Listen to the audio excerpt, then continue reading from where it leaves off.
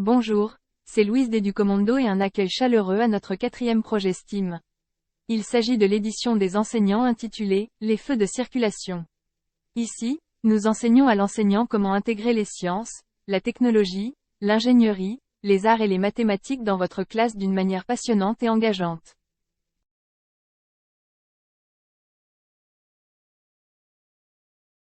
Le niveau de cette leçon est destiné aux enseignants débutants et aux étudiants dans le domaine des STEAM. Nous appelons ce niveau le niveau explorateur. Aujourd'hui, nous allons encore plus loin dans le contrôle des diodes électroluminescentes avec notre microcontrôleur. Au lieu de travailler avec une seule LED, nous allons travailler avec 3 LED et les faire s'allumer et s'éteindre dans une séquence particulière et à un moment particulier, tout comme un feu de circulation.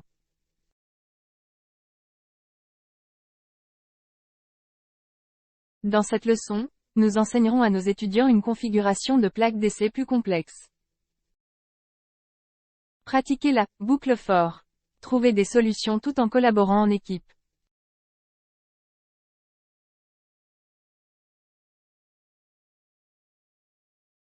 Commencez par diviser votre classe en petits groupes d'environ 3 élèves et distribuez les éléments suivants du kit de démarrage. La carte de projet avec un microcontrôleur et la plaque d'essai.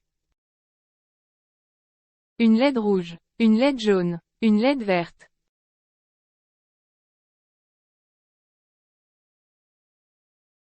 Trois résistances de 220 ohms.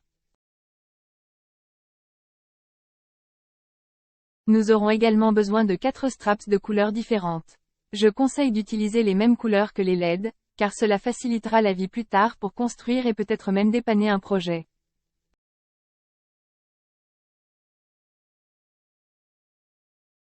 Nous aurons également besoin de 3 de ces fils préformés.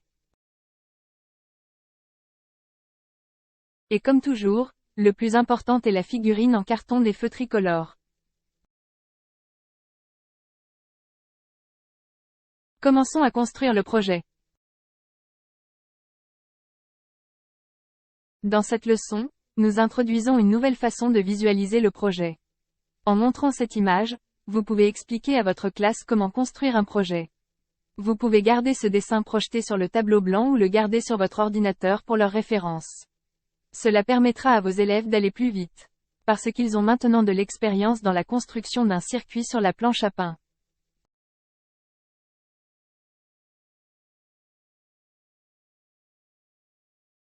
En utilisant uniquement le dessin, expliquez à votre classe comment ils doivent construire ce projet. Tout d'abord, placez les 3 LED étroitement ensemble afin que le carton des feux de signalisation s'adapte. Fixez les résistances aux pattes positives des LED. Connectez les LED à l'Arduino. Chacune des LED aura besoin d'une broche numérique pour recevoir la commande d'allumage ou d'extinction. Le rouge va dans la broche numéro 7. Le jaune va dans la broche numéro 6. Le vert va dans la broche numéro 5. Utilisez les petits connecteurs pour faire le pont vers le rail de masse de la plaque DCC et connectez-le avec le strap noir aux broches de terre de l'Arduino.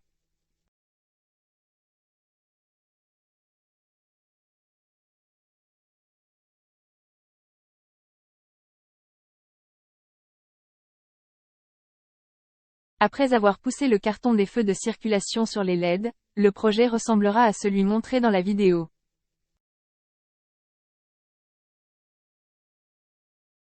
Vérifiez auprès de vos élèves s'ils ont terminé la construction et s'ils sont prêts à connecter leur tableau de projet à l'ordinateur.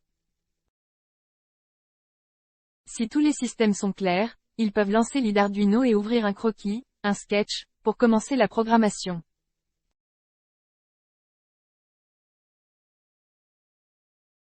La programmation d'aujourd'hui consiste à simuler un feu de circulation. Le temps pendant lequel l'une des LED est allumée ou éteinte ou clignote doit être similaire à ce que vous voyez sur un feu de circulation réel. Tout d'abord, nous créons un espace au-dessus du programme et donnons un nom à notre fichier. Leçon numéro 4 Feu de circulation.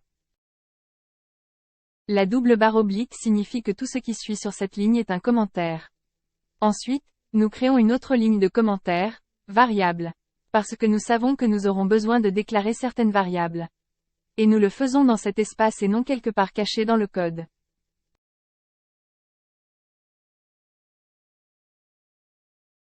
Comme nous avons utilisé les broches 5, 6 et 7 sur le microcontrôleur, nous allons déclarer les variables suivantes. L'entier green pain vaut 5, orange pain vaut 6 et red pain vaut 7.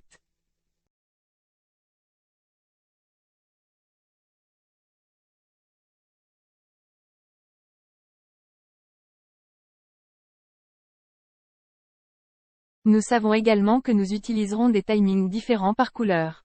Il est prudent de déclarer déjà ces variables ici. L'entier dt green est égal à 5000. L'entier dt orange est égal à 2000, et de même pour le rouge, est égal à 5000.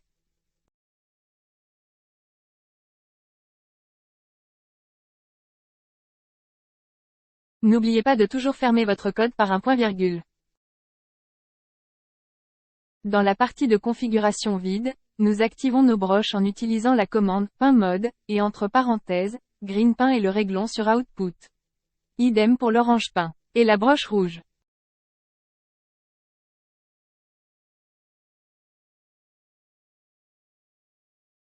Rappelez à votre classe qu'ils doivent surveiller la couleur des commandes. Si cela ne change pas, ils ont mal écrit la commande.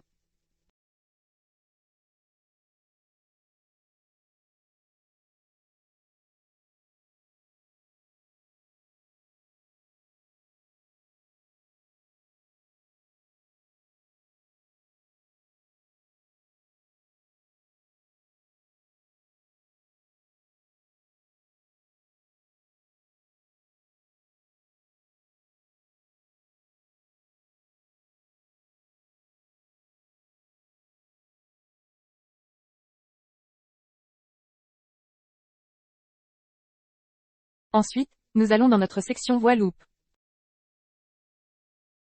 Digital Write, green pain.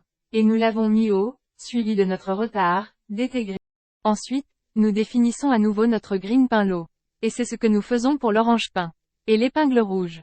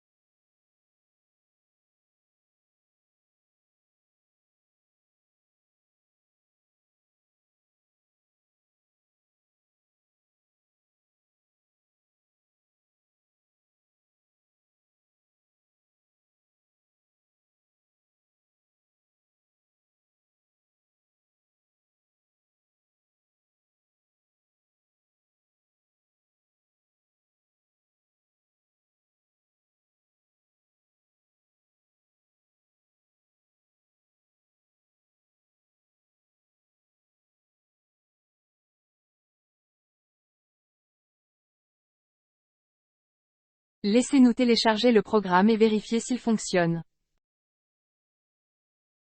Notre feu de circulation fait exactement ce qu'il est censé faire. Regardez le feu vert s'allumer et s'éteindre, suivi d'un feu orange plus court puis passer au rouge. Après le rouge, le feu passe à nouveau au vert. Et si vous voulez rendre cela un peu plus intéressant et que la lumière orange clignote 3 fois entre le passage du vert au rouge?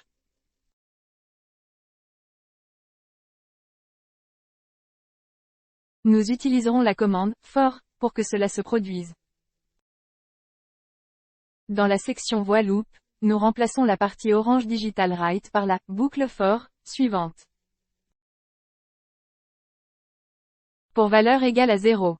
Et tant que la valeur est inférieure à 3, la valeur sera remplacée par une valeur plus 1.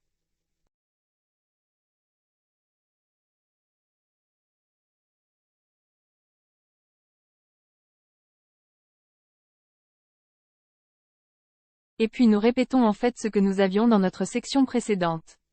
Nous avons le digital write et le délai de notre orange peint.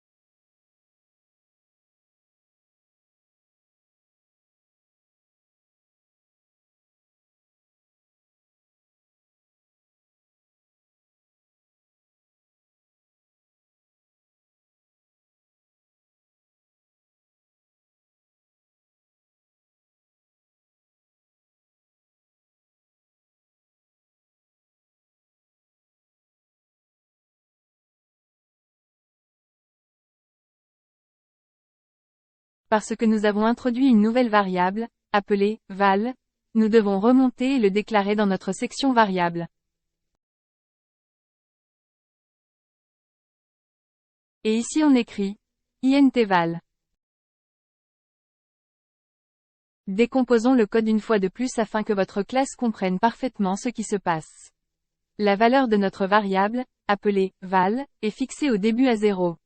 Elle commence à 0, et tant que cette variable n'atteindra pas la valeur de 3, le microcontrôleur ajoutera 1 à la variable val, et il exécutera la commande entre les accolades 3 fois.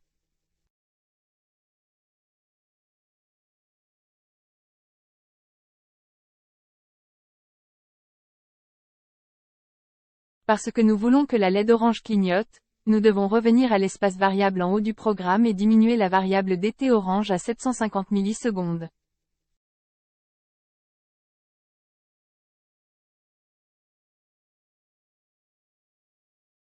Une fois de plus, nous sommes prêts à télécharger le programme. Vous pouvez voir que les lumières clignotent comme un vrai feu de circulation. Cette fois avec l'orange donnant un avertissement en clignotant 3 fois, avant de passer du vert au rouge.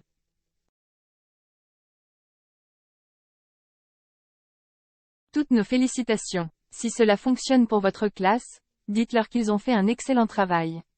Sinon, pas de panique. Demandez-leur de faire une recherche de panne logique. Ont-ils terminé toutes les commandes par un point-virgule? Ont-ils tapé toutes les commandes correctement? Vérifiez la couleur des commandes. Ont-ils mis les fils dans la bonne broche? Ont-ils déclaré le bon numéro de broche en tant que variable? Toutes les connexions sur la plaque d'essai sont-elles fermes? La LED n'est pas cassée? Le dépannage est un excellent moment d'apprentissage pour vos élèves. Dites-leur que ce n'est pas un échec. Ils apprendront en collaborant ensemble et en pensant logiquement étape par étape tout au long de leur programme.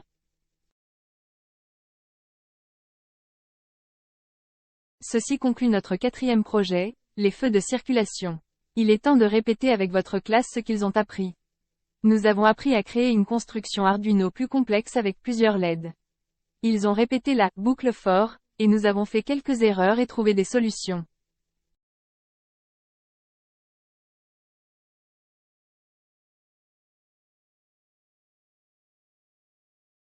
Parce que nous avons expérimenté un feu de circulation, ne serait-ce pas une bonne idée d'avoir une mission impliquant la circulation? Voici quelques questions que vous pouvez poser à vos élèves pour faire des recherches. Comment fonctionnent les feux de signalisation dans votre pays?